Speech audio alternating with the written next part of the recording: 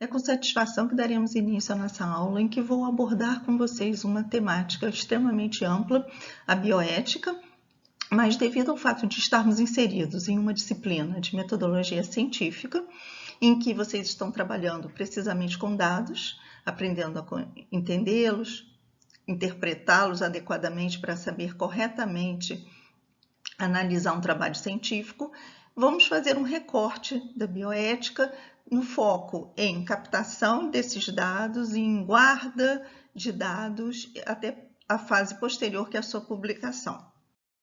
No âmbito dos artigos científicos, as maiores fontes de dados são as obtidas em pesquisa com humanos, ou pesquisa com animais não humanos, e por vezes nos dois, como é o exemplo dos trials, de protocolos de pesquisa de novos fármacos, de novas vacinas, em que tem uma fase pré-clínica com animais não humanos, seguida de uma fase em humanos. E a terceira fonte, muito comum, é de banco de dados, incluindo aí prontuários médicos. Mas muitos devem estar se perguntando, afinal, o que é bioética? Bioética é uma especialidade recente, ela surge nos anos 1970. O professor Potter deu um início, uma introdução através da sua obra Bioética, Ponte para o Futuro, é uma obra que se torna um marco, tendo em vista a sua visão ampla. Ele era um pesquisador bioquímico na área de oncologia, e devido a vários fatos que ele presencia e vivencia, que estavam ocorrendo dentro da área da pesquisa biomédica, torna a necessidade premente de se combinar a biologia com recursos humanísticos, trazermos conceitos, princípios e ideias que vêm de outras áreas do saber, como da sociologia, da antropologia, do direito, da filosofia, para combinar e analisar as práticas que estavam sendo feitas na área da biologia e nas práticas médicas.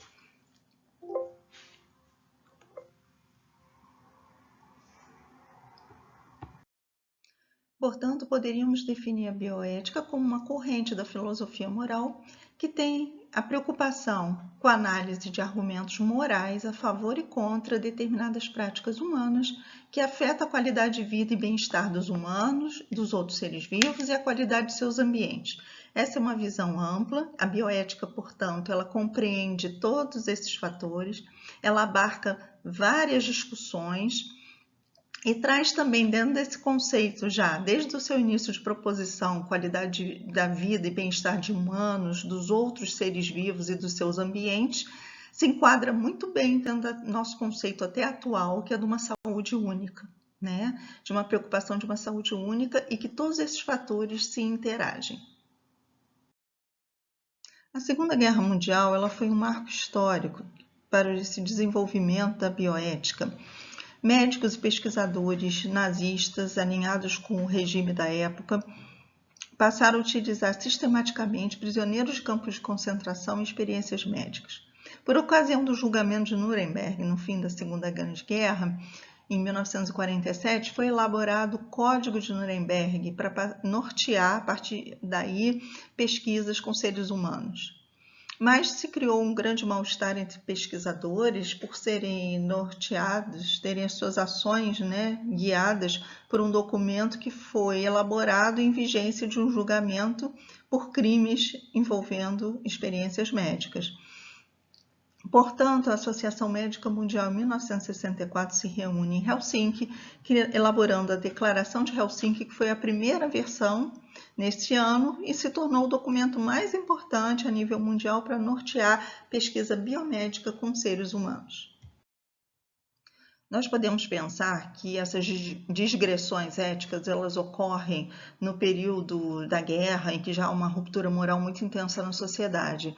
Mas, infelizmente, não é verdade que tais fatos ocorram somente no período da guerra.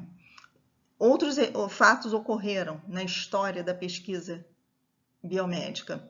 Um fato foi um estudo nos anos 40, Tuskegee estudo em que 400 pessoas negras foram mantidas sem tratamento para sífilis até 1972 com o intuito de estudar a história natural da doença, saber como a doença ia evoluindo. Quando o estudo começou, não havia tratamento para sífilis, mas em 1945 a penicilina foi descoberta e era a cura. O que aconteceu é que, como qualquer protocolo clínico ético, quando se descobre a cura, deveria ter sido interrompido e todos os pacientes tratados. Tal fato não ocorreu, de forma que os pacientes se mantiveram sem tratamento e, pior, sem acesso ao tratamento. O nome dos pacientes que faziam parte dessa pesquisa foram divulgados em vários centros da região, de forma que não fosse fornecido tratamento para eles. Portanto, em 1996, o governo norte-americano pediu desculpas públicas aos seus descendentes, pois são pesquisas realizadas com conhecimento, né, da comunidade médica. Entre 1950 e 1970, no Hospital Estatal de Willow, em Nova York, foram injetados vírus de hepatite em crianças com deficiências mentais para avaliar também o desenvolvimento de hepatite. Nenhum responsável pelas crianças sabia que tal protocolo estava sendo desenvolvido. Nenhum paciente sabia que estava participando, na verdade, de uma pesquisa. Alegaram que, normalmente, crianças que ficam mantidas em abrigos ou em instituições institucionalizadas, elas já teriam alto risco para hepatite e que, portanto, o que eles estariam fazendo seria algo que poderia ocorrer naturalmente, como uma argumentação para a sua atividade. Em 1963, também no Hospital de Doenças Crônicas de Nova York, injeção de células cancerosas em atividade em idosos doentes, tentando avaliar o comportamento do desenvolvimento de doença nesses grupos. Em todos esses trabalhos, ninguém sabia que estava participando de nenhum trabalho, nem o próprio paciente, nem responsáveis, no caso de crianças, inclusive.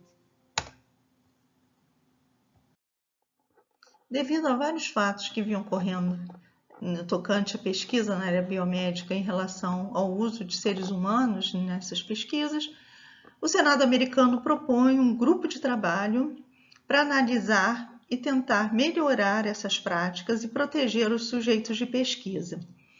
Dá-se origem a uma série de reuniões, de discussões, de análises e se obtém o relatório Belmont, oficialmente promulgado em 1978, onde eles definiram 3 princípios básicos mínimos para serem utilizados em pesquisa e nortear pesquisadores, que se desdobraram posteriormente em 4 princípios para serem aplicados também na assistência na área biomédica.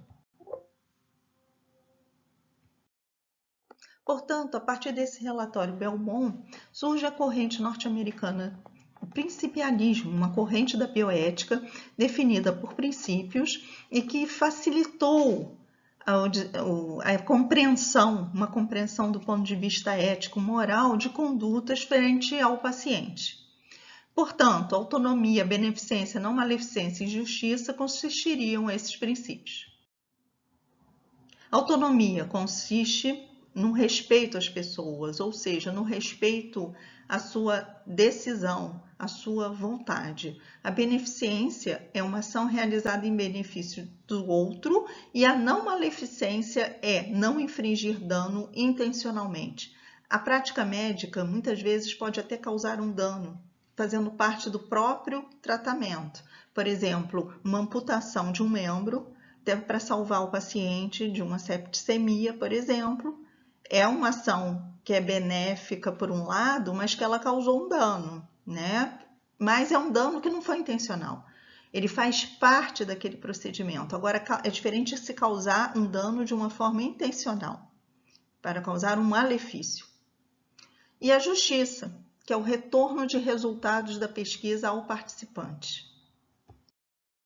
Agora, nós devemos ter em mente que nós estamos lidando muitas vezes com seres humanos, pessoas que dentro de um contexto de saúde e no contexto de pesquisa, eles estão numa situação de vulnerabilidade, tanto a nível individual quanto ao nível social. Então, a vulnerabilidade individual é uma questão de que, em alguns momentos, qualquer um de nós pode estar em uma situação em que ele esteja com a sua capacidade de decisão, de tomada de decisão, de autonomia comprometida. Por exemplo, grupos que são vulneráveis, como crianças, idosos, pacientes portadores de Alzheimer, pacientes que estão subordinados a uma relação hierárquica, por exemplo, uma pesquisa em que pessoas que estão numa chefia imediata que estão utilizando aqueles outros abaixo dela para realizar a pesquisa. Nós também temos questões de pessoas que estão confinadas, e confinamento e que ela também não tem a capacidade de dizer sim ou não. Todas essas são questões de vulnerabilidade individual. Agora, a questão da vulnerabilidade social, em que consiste isso?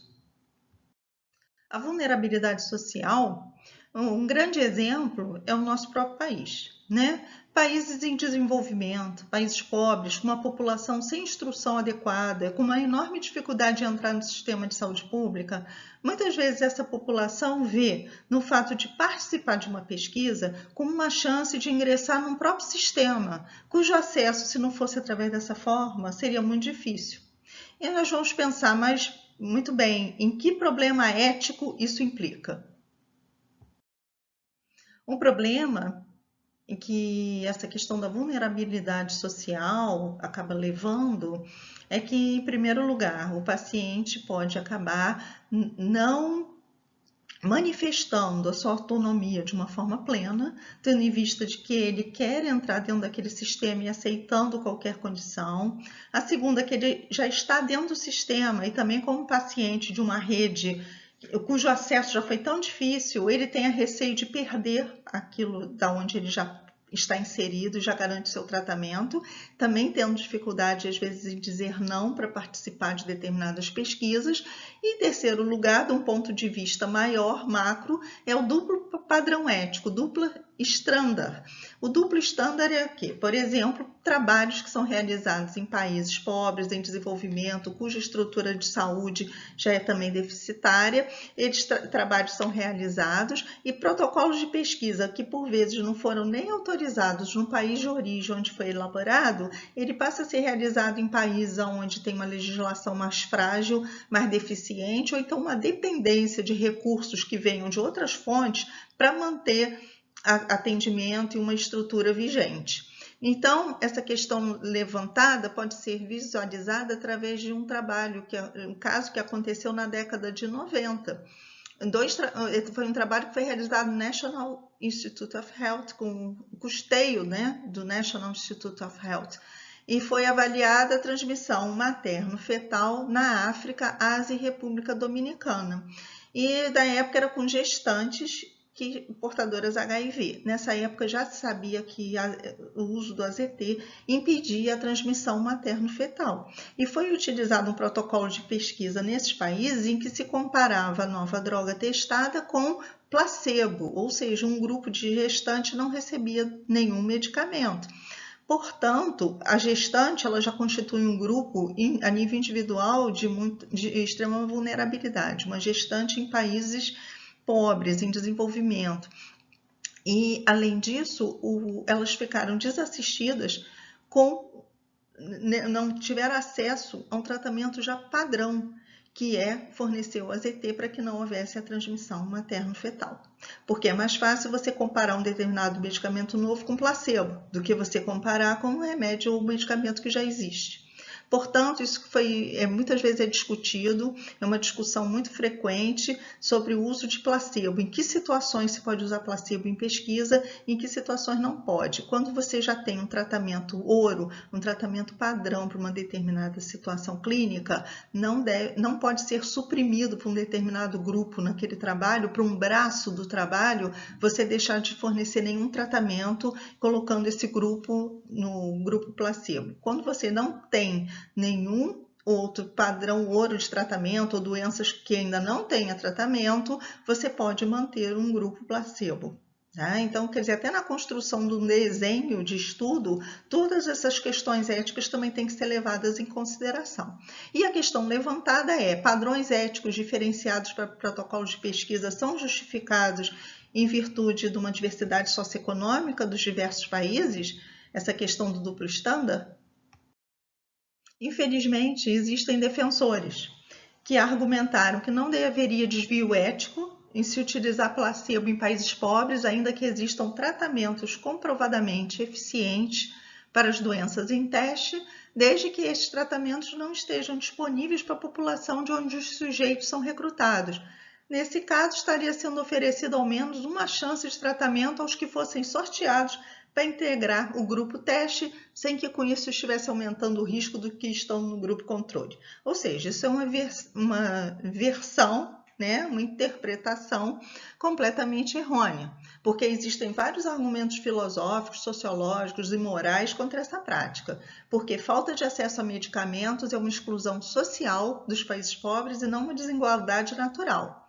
E tem uma responsabilidade histórica, tanto dos países que geram esses protocolos, que geralmente têm um poder socioeconômico maior, como também existe uma responsabilidade do pesquisador e de quem está desenvolvendo o protocolo, de quem elaborou e de quem está desenvolvendo o protocolo também, mesmo que tenha sido elaborado pelo patrocinador do trabalho. Não há nenhuma justificativa para a não proteção dos sujeitos de pesquisa, tanto da sua integridade física quanto dos seus direitos. E também não é eticamente justificável que uma racionalidade instrumental, você buscar uma resposta, né, do ponto de vista científico, com fim metodológico ou econômico, possa tornar-se um valor superior à responsabilidade dos profissionais de saúde, sejam eles pesquisadores ou não, diante das doenças para os quais se dispõe de recursos para tratar. Ou seja, o médico que está captando o paciente para um protocolo de trabalho e que ele saiba que existe um tratamento de padrão ouro e que o desenho daquele protocolo diz que para manter determinados pacientes em grupo placebo sem acesso a nenhum, ele tem a responsabilidade também, porque ele, como profissional de saúde, ele está sendo conivente em colocar o paciente sob risco. Portanto, nós saímos de uma pesquisa amadora do século XVIII, passamos no século XIX com uma atividade acadêmica em busca do saber, que era realizado nos grandes centros universitários, e chegamos ao século XX, em que o desenvolvimento industrial e os altos custos para se realizarem protocolos de pesquisa fez com que houvesse uma fusão, inevitavelmente, da indústria com a universidade. Criou-se um complexo científico, industrial, tecnológico. Os custos para se fazerem protocolos de pesquisa são altíssimos, o uso de tecnologias. Pesquisa de novos fármacos, de vacinas, isso depende do patrocínio, muitas vezes, do fornecedor que está pesquisando essas moléculas. Portanto, essa atividade, essa fusão da indústria com a universidade, todo esse complexo, ela cria dilemas éticos também nesse escopo. Isso se manifesta através do que chamamos em bioética de conflito de interesses. Principalmente, como eu citei já anteriormente, o médico que funciona, que estaria trabalhando numa função de pesquisador simultaneamente com a sua função de médico, ele tem uma responsabilidade porque ele está captando pacientes que por vezes estão sob os seus cuidados como médico, captando para participar de um protocolo de pesquisa e que, portanto, riscos que são imputados a esse paciente é de responsabilidade dele, assim como colocar esse paciente plenamente ciente de tudo que vai acontecer, de todos os riscos, a tudo que ele tem direito, inclusive de ser respeitada a sua autonomia, de não participar se ele tiver receio e não se sentir, de certa forma, intimidado ou também não querendo desagradar aquele médico que o está captando, mas que é o seu médico. Então, de certa forma, ele já também não está exercendo de forma plena a sua autonomia. E assim como o professor, que também atua como professor, pesquisador, e em relacionamento com a indústria também, porque ele é um formador de opinião. E junto a ele tem uma série de alunos de graduação, de pós-graduação, no qual ele também está formando opinião. Então, tudo isso é uma questão a ser debatida em bioética, que é a questão do conflito de interesses. Tanto que passou-se a colocar sempre em trabalhos científicos, se vocês forem observar trabalhos publicados, se há conflito de interesses. Os autores dos artigos eles têm que especificar se eles estão realizando algum trabalho vinculado a alguma indústria, de forma que aquilo que ele está descrevendo no seu artigo científico, os dados que ele está apresentando, se vai haver algum conflito de interesses na sua conduta e apresentação de resultados. Portanto, tendo em vista um tripé aqui, autonomia, vulnerabilidade, vai desembocar no documento chamado Termo de Consentimento Livre Esclarecido. O que é isso? O termo de consentimento livre esclarecido é um termo em que o pesquisador descreve para o paciente todo o procedimento que vai ser realizado numa linguagem muito acessível, para ler, discutir, compreender e, ao final, o paciente, em pleno uso da sua autonomia, poder decidir de uma forma completamente livre se ele quer ou não participar do trabalho e também sabendo que a qualquer momento ele pode sair deste trabalho sem nenhum prejuízo, inclusive para o tratamento que esteja, por vezes, sendo desenvolvido na instituição, independente da sua participação ou não numa pesquisa. E uma grande atenção para os grupos vulneráveis, os grupos que por vezes não têm capacidade plena de autonomia, que vão depender de dependentes autorizarem a sua participação. Então, tem que ter um olhar muito atento e muito criterioso para não causar danos a esses pacientes.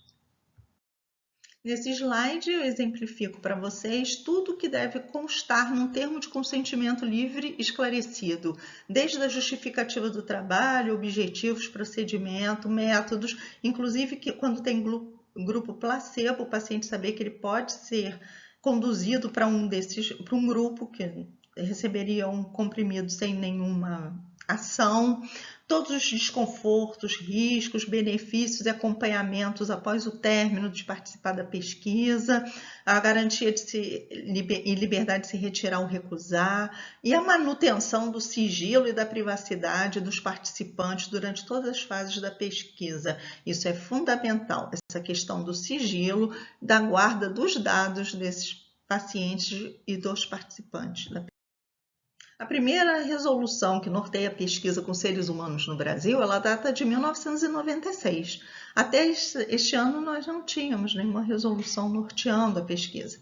Essa resolução estabelece, inclusive, uma normatização quanto a todos os protocolos de pesquisa terem que ser aprovados pela Comissão de Ética em Pesquisa da instituição ou de uma instituição vinculada, ou então, em alguns casos, irem diretamente para a Comissão Nacional de Ética em Pesquisa, o CONEP, vinculado ao Ministério da Saúde. Pesquisas de novos fármacos, de vacinas, eles devem ir diretamente para a Comissão Nacional de Ética em Pesquisa. Agora, há alguns casos também que o Comitê de Ética em Pesquisa apresente dúvidas ou divergências, também vai para o CONEP para resolução. Estudos também na área de genética, estudos com populações indígenas, todos devem ir diretamente para a Comissão Nacional de Ética e Pesquisa. Qualquer trabalho só pode ser iniciado e seus dados começarem a ser coletados após a aprovação do Comitê de Ética. Por quê? Cabe ao Comitê de Ética identificar riscos para o grupo de pacientes. A Anvisa, por exemplo, é um órgão em que ela analisa muito outros trabalhos que já foram publicados, outras fases de pesquisa, é um trabalho técnico. Agora, a questão ética de um protocolo, da construção do protocolo e do risco que o paciente vai submeter em determinado protocolo de pesquisa, isso é observado, analisado e definido pela Comissão de Ética em Pesquisa e pela Comissão Nacional de Ética em Pesquisa.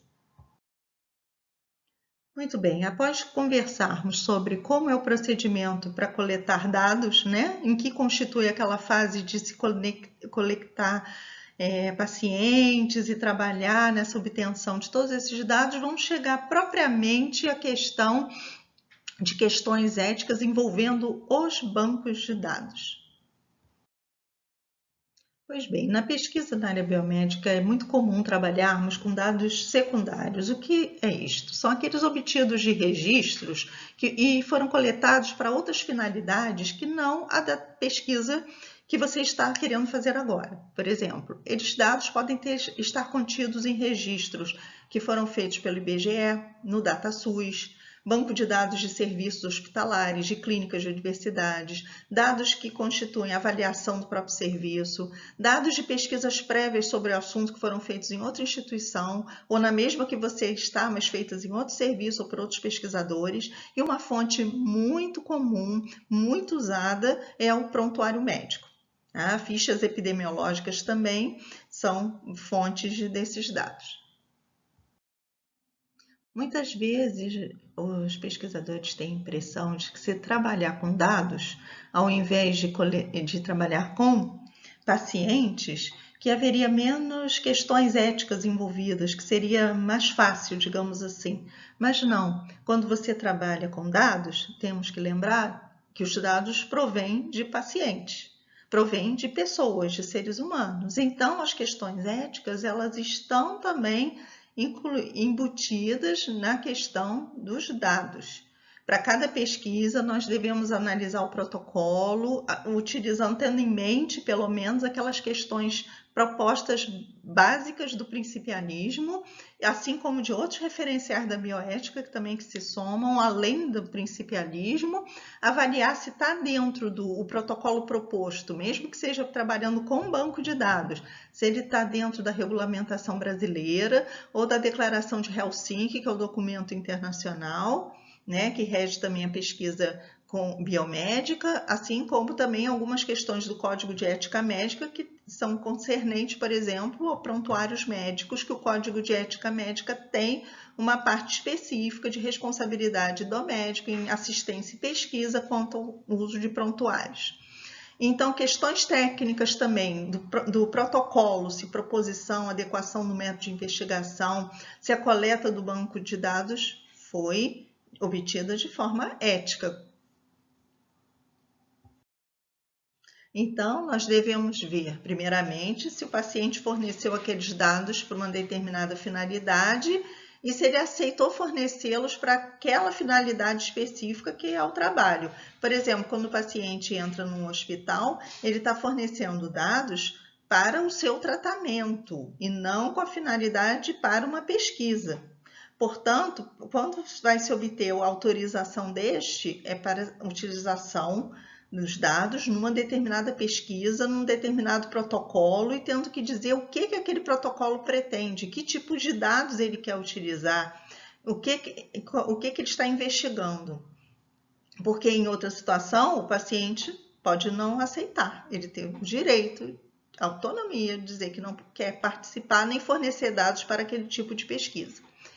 Então, respeitar a autonomia, identificar grupos vulneráveis, lembrar da exposição à integridade física, psíquica, moral de uma pessoa, principalmente de crianças, ela pode ocorrer mesmo que você esteja trabalhando só com dados. Ela é a portadora dos dados. Os dados se referem à vida dela, a dados pessoais com implicações legais, implicações de estigmatização, se houver um vazamento ou um uso indevido, uma exposição indevida desses dados. E o termo de consentimento livre esclarecido, ele também faz parte dos protocolos de pesquisa que trabalham com dados apenas. Também, concernente aos dados secundários, a beneficência, a não maleficência e a questão de justiça fazem parte destas considerações. Tá? É a questão da não maleficência, que é através de vazamento desses dados ou de quebra da privacidade, da confidencialidade médica, e a questão também da justiça, que é, mesmo que uma pesquisa seja feita com dados populacionais ou dados de indivíduos, se houver algum resultado positivo, algum benefício, ele deve ser informado para quem forneceu esses dados também, mesmo que não seja um protocolo de acompanhamento clínico de um paciente doente. Como eu já falei, citei anteriormente, na questão relativa a dados secundários, o exemplo de não maleficência é prevenir um risco, evitar o risco. E no quesito banco de dados, evitar o dano, evitar o risco, é o cuidado no acesso aos dados de um banco de dados por terceiros, por negligência de quem o mantinha. Isso pode causar danos aos indivíduos participantes. Portanto, quando falamos de dados secundários, nós nos perguntamos: e quem é que vai ser responsável pela guarda dos mesmos e qual é essa responsabilidade? Isso vai depender do que tipo de pesquisa, que tipos de dados secundários vão ser utilizados. Podemos defini-los e dividi-los em grupos. Pesquisa com uso de prontuários clínicos, pesquisa que usa base de dados de acesso restrito com dados confidenciais identificados, essa é a base que tem que ter mais cuidado, é a base que expõe a mais risco. A pesquisa que usa base de dados identificados para integração de dados. A pesquisa que usa base de dados não identificados de acesso público, essa já é o outro extremo, é a base que geralmente é mais fácil de ser utilizada no quesito de menos dano, é a que causaria menos risco do paciente que teria os seus dados aí utilizados, ou dos indivíduos na pesquisa. Pesquisa com dados coletados e pesquisa prévia, que você tem que saber muito bem a eticidade, né, da fonte prévia. E a pesquisa com dados pessoais identificáveis escolhidos para fins diferentes da pesquisa, como a questão assistencial.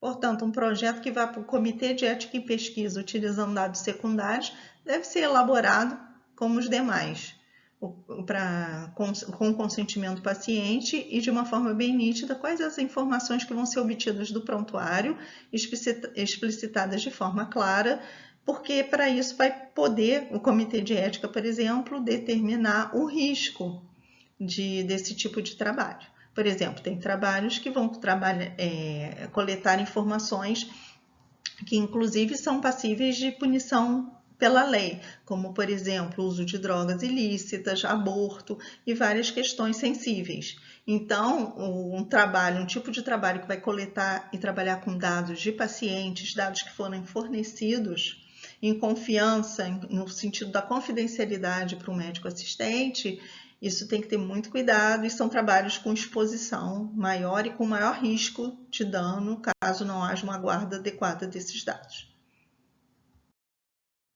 Portanto, o prontuário médico, uma fonte muito comum de obtenção de dados, está intimamente relacionado com o conceito de privacidade. O controle ao acesso é fundamental, porque deve ter um acesso restrito a informações sobre uma pessoa, seus produtos corporais, os seus relacionamentos íntimos.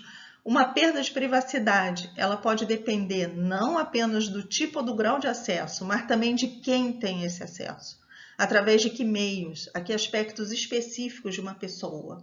Isso é muito importante pelo risco de dano moral, dano físico, dano psíquico, estigmatização do indivíduo, perda de emprego, depende de quem teve esse acesso e do que vai fazer com esses dados. Inclusive, está havendo a nível mundial um problema sério de hackeamento de dados, de invasão de prontuários médicos em clínicas, em hospitais, inclusive depois solicitando resgate ou tentando liberar esses dados em troca de dinheiro, causando uma série de transtornos em nível até para clínicas e para hospitais.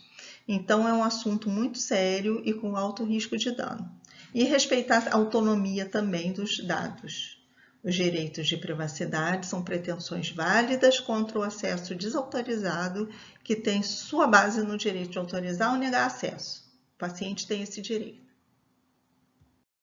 E, portanto, quando está descrita nessa frase, que a justificativa de direito de privacidade, o direito de privacidade ele caminha junto com o direito de dar um consentimento informado, de dizer sim ou não.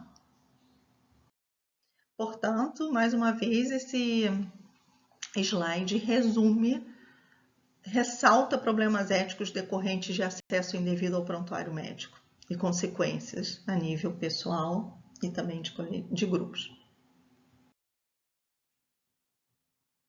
Portanto, mesmo numa base de dados não identificada de acesso público, a base mais, digamos, tranquila, né, de menos risco para pacientes, de identificação, de visibilização de seus dados, nós temos que ter uma atenção também a um problema ético que ainda pode ocorrer, que é a estigmatização de uma determinada população.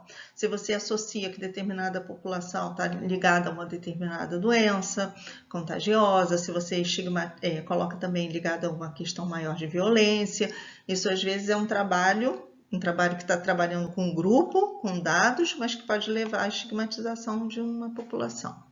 E ter muito cuidado quando desagrega dados que possam deixar participantes vulneráveis, por exemplo, dentro de uma questão de uma saúde pública, de doença numa determinada região, mas se você, como um médico, um pesquisador que fez a pesquisa, por exemplo, deixar vazar um determinado dado, isso aconteceu na Inglaterra, numa cidade do interior, na época da doença da vaca louca, em que uma paciente se contaminou, essa paciente era vegetariana, ela não consumia carne.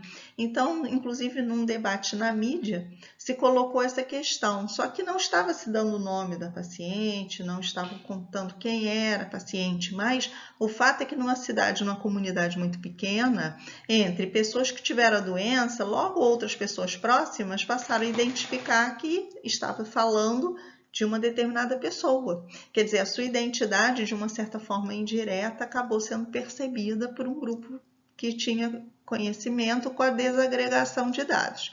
Então, tem que ter muito cuidado, inclusive quando se informa, quando se escreve ou quando se cita um determinado trabalho com dados que estavam contidos no seu interior para não chegar a nenhuma identificação. A base de dados que tem mais risco é a base de dados de acesso restrito. Portanto, quem não participa do trabalho não pode ter acesso a essa base de dados. Tem que usar computador que não esteja vinculado, por exemplo, à intranet, a um computador próprio, com acesso restrito, apresentar um projeto bem claro com objetivos, mostrar que apesar do risco de se usar essa base de dados ou esses dados teriam um grande benefício da pesquisa e já identificar os possíveis malefícios antes de forma preventiva, trabalhar nessa questão de segurança.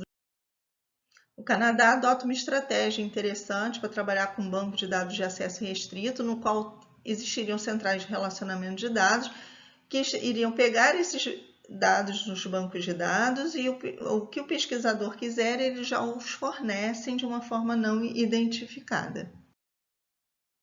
Portanto, dentro de um banco de dados de acesso restrito, trabalhando com ele para fazer um trabalho, privacidade, controle de acesso, responsabilidade são fundamentais. E a responsabilidade ela vai desde o pesquisador até a própria instituição onde está sendo desenvolvida a pesquisa e a instituição também que é responsável por esses bancos de dados. Por exemplo, isso existe a nível também no Ministério da Saúde, no DataSUS, tem uma série de dados sensíveis e para esse banco de acesso de dados restrito, a responsabilidade já é a nível até ministerial. Quando trabalhamos com bases de dados identificados por integração de dados, que possuem um campo de identificação que é comum, por exemplo, a dois bancos de dados, usou o CPF como um código-chave, você tem que ter muito cuidado na escolha desse código-chave, porque se for um número que muitas pessoas têm acesso, tem uma distribuição muito fácil, você coloca todos os outros dados correlatos da vida de uma pessoa, inclusive seus dados sensíveis, podendo ser obtidos facilmente. Então, quando você trabalha com integração de dados, de bancos de dados, você tem que ter muito cuidado com o que você vai escolher para fazer essa integração. E para a pesquisa que utiliza dados coletados em uma pesquisa anterior, uma pesquisa que um outro colega estava desenvolvendo, um outro pesquisador, avaliar a eticidade dessa pesquisa anterior é muito importante. Como eu já citei, atualmente os trabalhos publicados, eles inclusive citam que foram aprovados pelo Comitê de Ética em Pesquisa, o Comitê de Ética de Utilização de Animais, no caso de pesquisas da área básica, fase pré-clínica. Então, você tem que avaliar se houve realmente já uma avaliação ética. Se foi um trabalho que alguém fez, ainda não publicado, e você está usando o banco de dados desse outro pesquisador, muita atenção, porque você não sabe a forma, se foi ética ou não da obtenção desses dados. E, portanto, se você está trabalhando com dados de pacientes que forneceram esses dados para outro fim que não seja a pesquisa que você está desempenhando, essa pesquisa, o estudo que está querendo ser feito, ou um estudo que foi publicado, você tem que ter autorização do paciente, porque ele forneceu aqueles dados para um outro objetivo.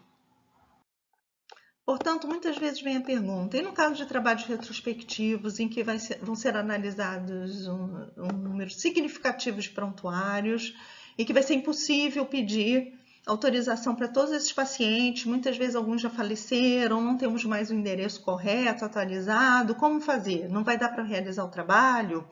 Sim, existe essa possibilidade, tudo isso é avaliado, e é o denominado termo de consentimento abrangente, que algumas instituições podem fazê-lo, mas que não é dar um cheque em branco para que qualquer dado do paciente possa ser usado, não é isso. É já de antemão colocar que o paciente também poderia ceder dados para trabalhos futuros a serem desenvolvidos na instituição. Se você já tiver um trabalho pontual, você já tem que fazer um termo de consentimento livre, esclarecido, específico. Se você não tem em mente, naquele momento que a instituição, por exemplo, está aplicando esse termo abrangente, ele poderá fornecer esses dados sem o consentimento prévio, mas o protocolo vai ser analisado pelo Comitê de Ética em Pesquisa. Se ele observar que aquele trabalho tem importância, é relevante, ele poderia abrir mão, entre aspas, assim, ser aprovado o protocolo para realização, mesmo sem o consentimento específico para aquele trabalho.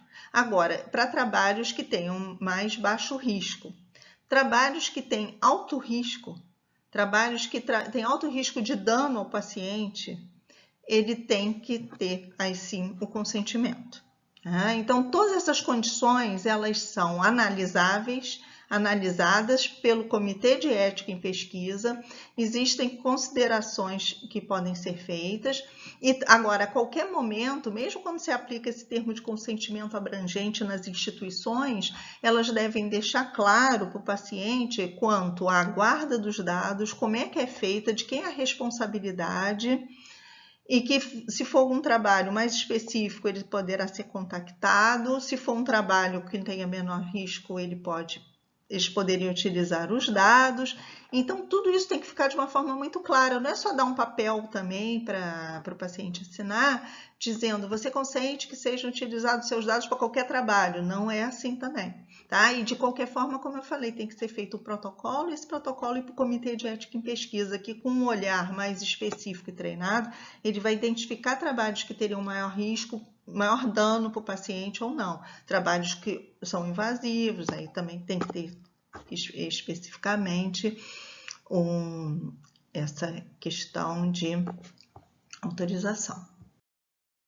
Portanto, ao definirmos os graus de responsabilidade em termos de trabalhos com dados, nós poderíamos dizer que existe a responsabilidade do pesquisador em garantir que não haja quebra de sigilo, a responsabilidade da instituição, ela é corresponsável para garantir que não haja quebra de sigilo, fornecer condições para tal, responsabilidade de quem tem a custódia do banco de dados, os gestores, e a responsabilidade do CEP é uma responsabilidade especial, porque ela vai avaliar todo o projeto de pesquisa e ela tem um olhar mais treinado para proteger o sujeito de pesquisa.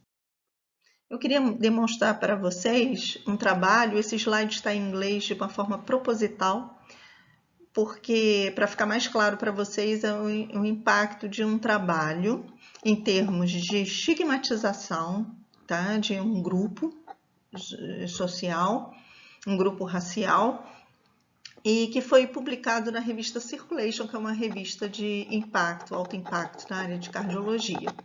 E apresentou a professora Ann Taylor, professora da Universidade de Colômbia. Ela escreveu um editorial em que ela comentava um trabalho que foi publicado nessa mesma revista. Um trabalho que se caracterizava por avaliar a mortalidade um ano pós-transplante cardíaco, usando 19 mil pacientes, os dados de 19 mil pacientes que foram obtidos ao decorrer de 10 anos e de acompanhamento. E eles compararam características clínicas, imunológicas e dividiram os grupos em 3 grupos étnicos, raciais, o grupo afro-americano, branco e hispânico. E eles observaram diferenças significativas nesse acompanhamento nas taxas de mortalidade em um ano pós-transplante, principalmente entre os grupos que seriam de afro-americanos e o artigo ressaltava que os afro-americanos eles eram mais propensos a submeter a transplante nos centros cirúrgicos que tinham e hospitalares que tinham as piores performances em termos de treinamento de equipe, tudo isso. e eles tinham significativamente o risco, né, ajustado de mortalidade para o grupo racial. E também, quando eles eram submetidos ao transplante em grupos que tinham excelente performance de equipe cirúrgica, a sua mortalidade em comparação com os brancos ainda era superior. E os autores, então, eles focaram em discutir no que eles descreviam como a propensão dos negros a serem transplantados nos piores centros com pior perfil. E, portanto, a professora Ann Taylor, ela ressalta no seu editorial, de uma forma bem contundente, de que os autores perderam uma grande oportunidade para considerar mais profundamente o que significavam esses dados que eles obtiveram.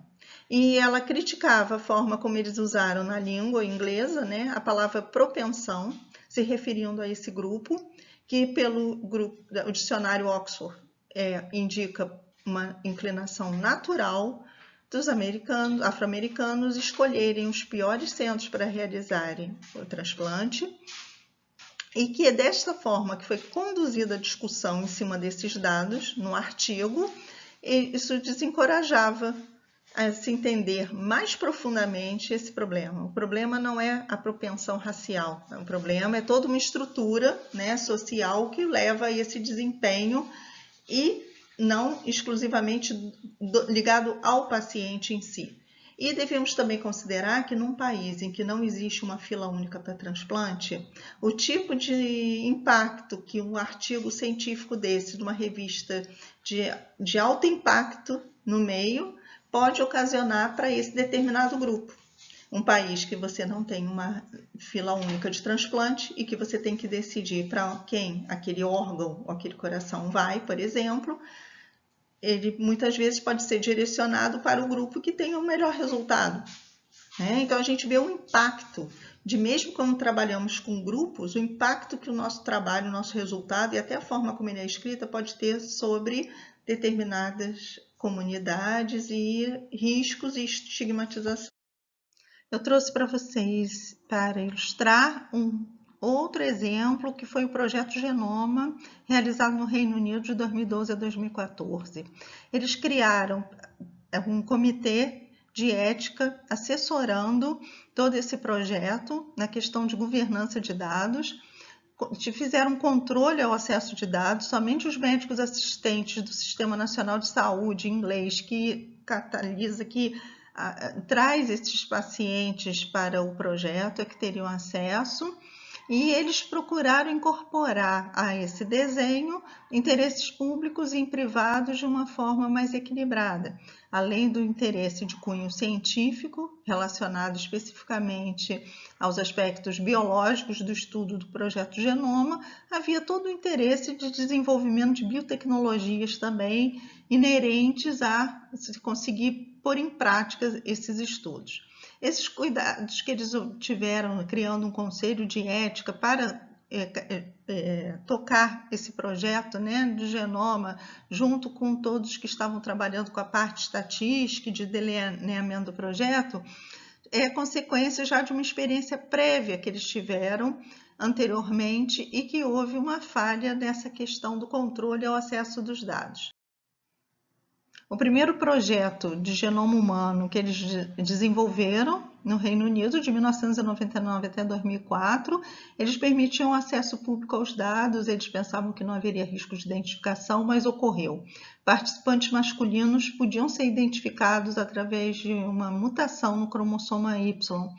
E então foram modificadas as políticas, modificada toda a metodologia, os dados foram removidos da web e isso serviu como experiência para o projeto que foi desenvolvido posteriormente em 2012, já com todo um cuidado metodológico e ético no lidar com esse.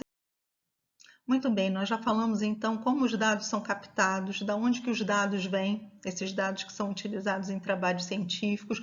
Nós falamos dos cuidados com a guarda e com a manipulação desses dados. E agora nós vamos falar de uma parte final, que é fraude na ciência. Também utilizando esses dados, o pesquisador pode, frente a uma conduta antiética, uma má conduta, ele fabricar dados ou omitir dados. Isso é considerado uma fraude na ciência, assim como omitir informação dos pacientes sobre riscos, sobre o projeto ter sido vetado no país de origem, o que nós já vimos na parte inicial da aula, também é considerada como uma prática fraudulenta. E assim como plágio, que é citar trabalhos de outros autores sem a devida referência, seja de uma forma intencional ou, às vezes, de uma forma por desconhecimento de uma prática correta de redação científica de um artigo. Outras práticas que também são consideradas como fraude na ciência é a presença do autor fantasma, ou seja, pesquisadores, professores de renome que emprestam seu nome para referendar, para dar peso a determinados artigos, credibilidade, sendo que não participaram da elaboração da mesma, nem na obtenção dos dados e análise de seus resultados. Assim como a coautoria, em que o determinado pesquisador, ou um estudante, ou um outro colega de serviço, ele entra dentro com o nome num artigo do qual ele não participou, ele não conhece nada sobre o tema. Isso tem um peso, inclusive nos dias de hoje, na questão da responsabilidade, visto que se ocorre alguma fraude, alguma manipulação de dados, isso é descoberto posteriormente, a punição é para todos os que participam, independentemente de seu autor principal ou não. O peso é o mesmo hoje em dia, até como também o peso de autoria, não tem mais aquela questão só do autor principal, tem mais nome. O nome de todos é relevante dentro do setor da pesquisa e também das suas responsabilidades. As consequências da fraude em ciência, elas são observadas para os seus vários atores que fazem parte desse processo. Para o pesquisador, que perde a credibilidade frente aos pares, né, aos seus colegas, e sofre também punições, como perda de financiamentos e com descontinuidade de suas pesquisas. Para as instituições de pesquisa, que também têm a sua credibilidade, o nome da instituição prejudicados e também perdem financiamentos e perdas de bolsas, e com isso há também uma consequência muito negativa. Para políticas públicas há um impacto muito grande, pois nós devemos lembrar, e vocês por bem observam isso na disciplina que estão cursando, que o peso dos trabalhos científicos cada vez mais eles fazem com que a medicina se baseie as suas práticas através deles. Ou seja, políticas públicas são traçadas a partir dos dados que são obtidos desses trabalhos científicos. Por isso que é muito importante essa conduta ética desde a construção do protocolo de pesquisa, da captação de pacientes, do cuidado com os dados, do uso deles, até a sua publicação. O impacto que artigos fraudulentos causam sobre políticas públicas são de grande monta, e devemos lembrar que na ponta de tudo isso está o paciente, que vai ter inclusive a sua saúde prejudicada por políticas, por medicações que vão ser prescritas, por formas de abordagem de doenças que vão ser traçadas a partir, repito, destas publicações científicas. Cada vez mais, principalmente no cenário que vivemos no século XXI, da medicina baseada em evidências, da onde vêm essas evidências? Vêm de trabalhos. Se não houver uma eticidade muito grande, um cuidado muito grande nessa construção desses trabalhos, desses dados, nós podemos colocar, inclusive, lá na ponta, a saúde em risco, a vida e a saúde do paciente em risco. E para a ciência, há um impacto muito grande.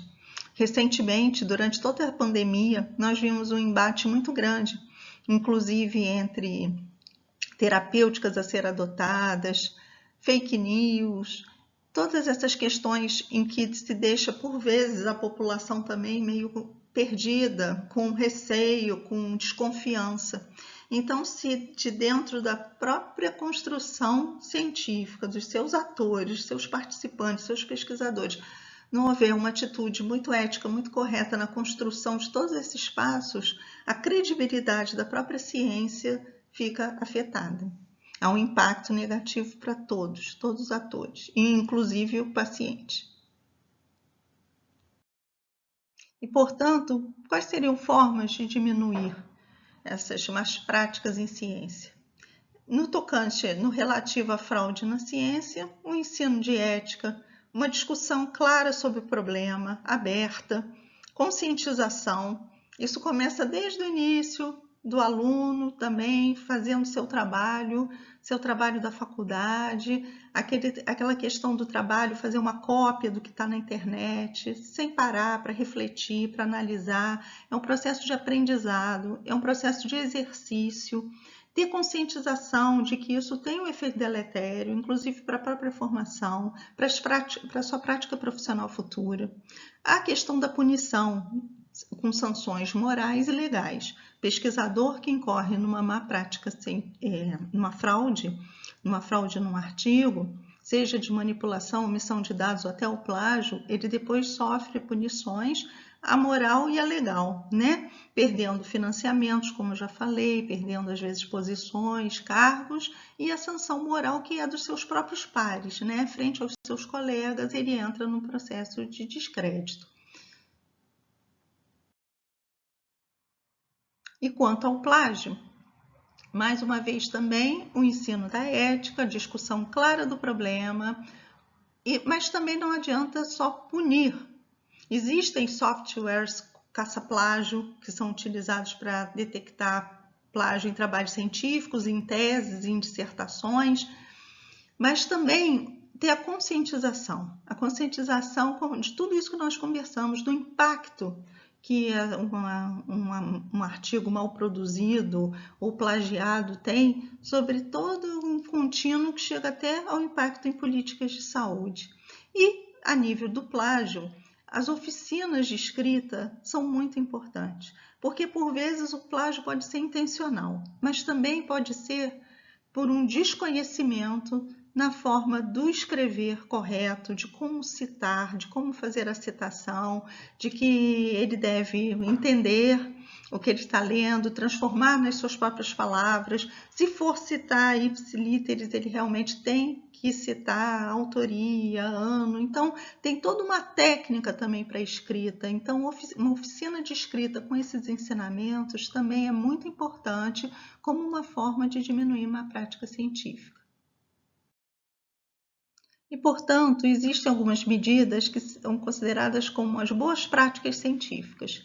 Ou seja, publicação de grande variedade de trabalhos científicos, não só os que têm resultados positivos, mas os que também têm um resultado negativo, desde que corretamente feito, ele serve como ensinamento, ele norteia que vá por outro caminho. Então, não querer só mostrar resultados satisfatórios. O resultado não satisfatório também pode servir de uma forma muito positiva, estimular a abertura e compartilhamento de dados entre os pesquisadores, treinar em boas práticas, adoção de processos de revisão ética, divulgar sobre as consequências da má conduta, clareza em critérios de financiamento e a revisão por pares de trabalhos e de artigos. Estou aqui, então, encerrando a apresentação. Agradeço a todos vocês. Aqui estão algumas referências à bibliografia que foi utilizada para a construção da aula.